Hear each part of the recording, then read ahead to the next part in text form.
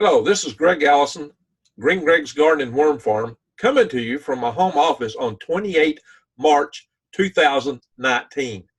2 days ago, on the 26th of March, President Donald Trump issued a sweeping executive order to establish security in America for electromagnetic pulse. This order, which is here on our screen, is called the Executive Order on Coordinating National Resilience on Electromagnetic Pulses.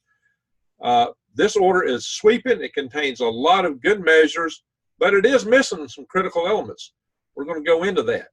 First, I'm going to say, if you've not subscribed to my channel already, please do. And please bang the update notification bell, because I'm going to produce a lot more videos on electromagnetic pulse. And in fact, you can see I have, not there, that's my other channel. You might check that out too, Galactic Greg's. You can see that I've got quite a few videos in here. Grid down, what DHS didn't tell us. Grid down causes, likelihood, why it's so hard to harden a grid, consequences, what you need to know, and what you need to do yourself to prepare for it. I cover things like prepping, water sanitation, and I go on and on and on. And you can see in here I even cover solar storms. There's an increased threat proposition on that now. We've discovered they're more likely than we had thought, and many other topics in my videos that you may want to see, covering a lot of a wide range of topics. So, for example, if you're going to survive a grid down, you need to be able to grow your own food when everything happens. You're not going to be able to go to a store. So I've got videos on worm farming in here that can get you prepared for what you got to do to grow your own worms, and I even sell them. So if you go to 𝕭𝖑𝖆𝖈𝖐𝖚 you will find, and the links will be below, you will find where I sell the worms, and you can get your own. So that's right there. That's my website. All you got to do is click right there, and you can order worms. And so let's go back to this. Oh yeah, also, if you're going to prep before you grow things, you might want to order things for long-term survival. I have a link below to My Patriot Supply for long-term survival foods, a whole year's worth, about $2 a meal. Once you start growing your own, you want to get good heirloom seeds. I have a link below to True Leaf Market. You can grow microgreens in your home. You can grow garden seeds outside with good heirloom seeds. You can get supplies from True Leaf Market. They're a great vendor. They're very timely, and very helpful in many ways. Also, check out, to learn more about Power Grid Defense, check out my website for the Alabama Power Grid Defense Committee, which I chair. And you will see also on here a links page where you can go in and find out about other organizations, get more data, and find out what you can do to help us secure the grid. So let's go back to this executive order. And the good thing about this is it's very precise in that it covers quite a number of different tests and analysis that it goes into definitions in the first part here. And it goes in specifically delineate what the different department chairs and the Trump administration are supposed to do, what they shall do. And it gives them definitive timelines for analysis, forecast, test, and to come back and say what's actually got to be done to get the job done. And the plans will have to execute. So it talks about the Department of Defense, the Secretary of Commerce, Department of Homeland Security, the Secretary of State, National Intelligence Directors. They've all got very specific actions that they are to follow to get this job done. Evaluating approaches to mitigate the effects of EMP. That is a very valuable thing. So I'm not going to go into everything in here. I'll have the link below. You can read this yourself. But the good thing is it covers a lot of territory. And what we've got to watch out for, though, is there are some things that aren't covered here. Now, specifically, you've got to do some studies and some analysis to take the right approach to get the entire grid hardened. And that needs to be done. And then action has to be taken. Now, how it's to be funded yet remains to be seen. I would hope that that's going to come through.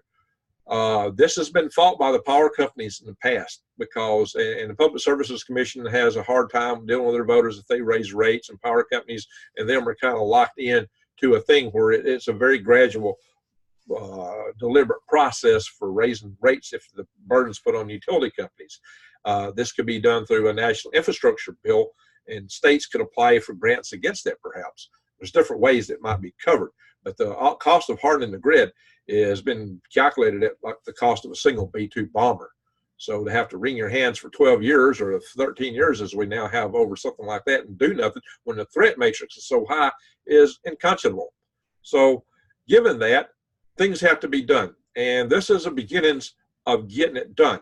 What does this specifically miss? What is specifically missing out of this plan is what you do until you get the grid hardened. If you go through here, there's several action item steps of things to do in the order they need to be done in. But these steps take months and years to accomplish. And when you stack them all up, and even once you determine exactly what you're going to do, it takes some time to implement it. For example, if you need to order another high voltage transformer, it's going to take you 18 months from the time you issue the order to the time you get that thing installed, or actually the time you receive it, pardon me. So there is lag times involved. And today, I'm going to do a video soon about, well, I've already done one on solar threat. I'm going to do another one on the magnetic field dropping real soon and what that means to our vulnerability. We're getting more and more vulnerable to grid down, and that's something you need to understand. So whatever you think the cause may be, we're getting more vulnerable from several things. We discovered a threat profile from solar coronal mass ejections is higher than we thought. That's one of my previous videos. And now we're discovering that the drop in the field strength of our shield, our magnetic field, makes us more susceptible to weaker storms. Like I said, I will make a special video just on that topic. Now, having said all these things, what we have to consider is that the states have a role in this too. That's what's missing. This is a federal government response. What happens with our nuclear power plants, for example, when a grid goes down? You have these spent fuel pulling rods that evaporate 160 gallons of water per minute. They require that water to be replenished. The water is replenished by diesel backup generators. Those diesel backup generators only have so much fuel. When the grid's down, the fuel is not going to be supplied because the trucks can't roll because they can't get the fuel to run them. There's going to be problems at refineries. How do you order things? All our requisition systems are on the internet. It's all computerized. How do you keep the trucks maintained to deliver the fuel? They require a lot of maintenance. Spare parts require ordering through requisition systems these days that are all computerized.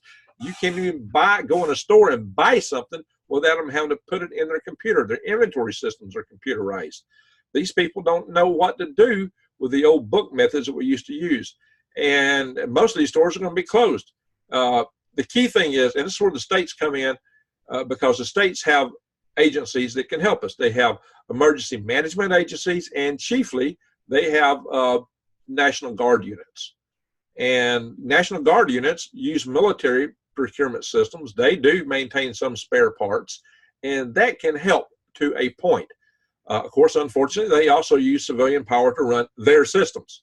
So the EMAs and the National Guards need to practice for a grid down scenario. They need to practice for what they're going to have to do when it's nationwide and no cavalry is coming to rescue them, and it's not a 3-day, 3-week event, that it's 10 years maybe. How do they get themselves back up running, provide security for the country, and maintain the fuel supplies to these nuclear power plant backup generators so that 74,000 metric tons of spent fuel rods don't go up in smoke when the water evaporates down? I got a video on that. Check that out. That's 280 times more radioactive material than is all the nuclear warheads in the world. That's nuts. We've got to maintain that fuel supply, and something else needs to be done with those spent rods. That's a problem outside the scope of what this executive order from Trump is looking at. He's looking specifically at hardening the grid. But we have a lot of activity that needs to be done at the state level, and states can actually start taking action on their own to get the grids hardened. power companies can do that. Duke Power is taking the lead to do that because their EMA community did a realistic grid down exercise, not one of these little paper exercises, a lot of them do, and said, oh my God, we have got some issues here. And they brought it up and they socialized it through the ground floor of within the company of Duke Power up to the management. You know, everybody said, hey, we got to do something. And they're taking action. So the thing is, and where you can come in and help is you can put pressure on your state, on your EMA people, call your EMA people, call your sheriffs and whoever. Of course, when you call them, they're going to say, oh, don't worry your pretty little head. We got it all covered. Don't buy that. That means they're sloughing you off and just brushing aside. Drill in and be persistent. Form groups. Look on that links page at powergriddefense.org, and you will find groups that you can join and become involved with. If you're local, let me know. We're trying to press this. We're trying to get this done. Fortunately, in Alabama, I went down and briefed in Montgomery, the director of EMA in Alabama, and he is totally on board with this. And I'm going to give more about that and what the Air Force is doing through their LeMay Center and other things in a future video. So there are hopeful signs. There's activities that are beginning to take place, but we're not there yet. It takes some time, and we're vulnerable right now. And in this key vulnerability, we may face a strike, because if somebody wants to hit us, they'll want to hit us while we're down, while they can, if that's their choice. Terrorist or, hey, we're putting a lot of pressure on Putin, and there's a few years he's going to have a decided advantage on us, like, you know, right around the end of 2020 in certain respects. So if we keep pushing him, he might decide to pull the trigger. Ordinarily, he would not want to do that. I will say that. And of course, a lot of people expect the deep state to pull it down. Whatever the case is, we do have people in government and governance who are trying to do the right thing, such as our Alabama director of EMA and several other EMA directors. EMA people really care a lot about this kind of stuff, because they are the guys on the ground that's going to have to deal with this. And that's why you should really start with them. They know they're going to have to face this and work with it. So they want to get this stuff taken care of. And they do have contacts with the governor's office.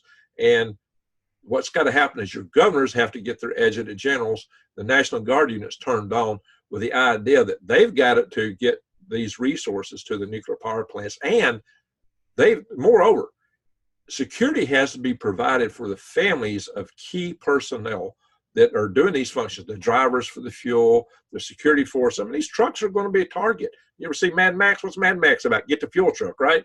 Well, it happened in Venezuela already, and Venezuela, as bad as it is, wasn't as bad as what we're talking about here. It's getting there fast with some of the grid's problems too. They're being attacked, cyber attacked. So these things happen. The grid has become a target for cyber attacks. It's been happening already. There was a drug gang in Mexico took down a state power grid and went in and murdered all the state officials who were opposed to them when this happened. So a lot of stuff can go down under the cover of darkness. We don't want to be there. This can be stopped, and we got to push forward to make sure it stops. But if it don't stop, you need to be prepared yourself. And that's where you go to My Patriot Supply and stock up. That's where you go to buy worms from greengreggs.com. So you can have fertilizer for your garden without having to go to the store, which won't be there. And when you need to get seeds, get yourself prepared from True Leaf Markets. So all that aside, we can deal with this. Joint organizations help us. Trump has got a good start here for action items that are very specific. What's got to happen, when it's got to happen at the federal level. And that's what he's got the purvey to do. However, what is missing is what's got to happen in the state level and what's got to happen at the meantime until this grid gets hardened. Things need to be done. They need to be done fast. You can get involved.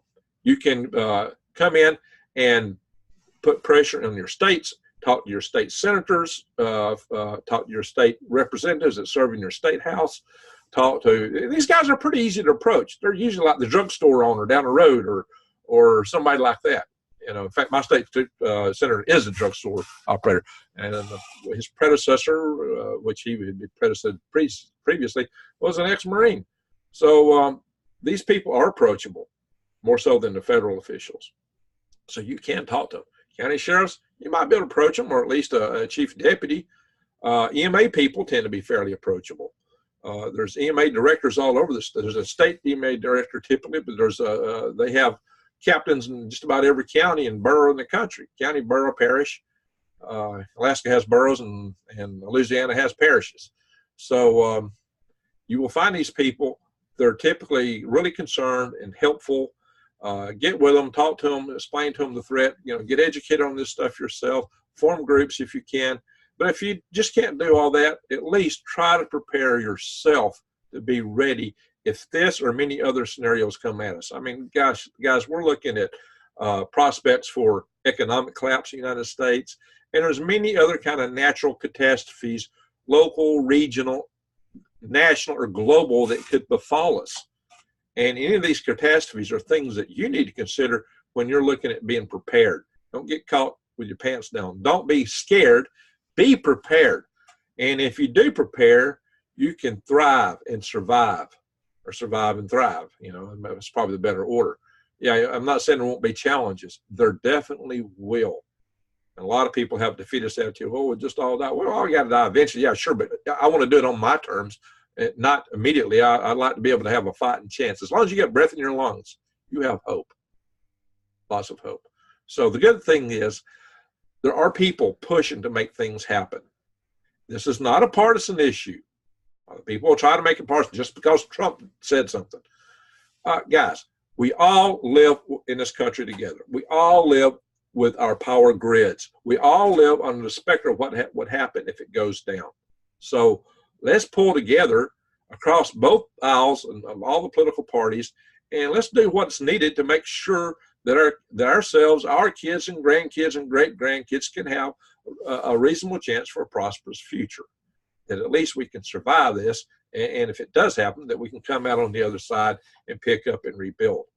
And to do that, we need to make sure that we're not going to get cooked by the nuclear power plants. A lot of people talk to me and say, hey, I live out in the country. I'm good. Really?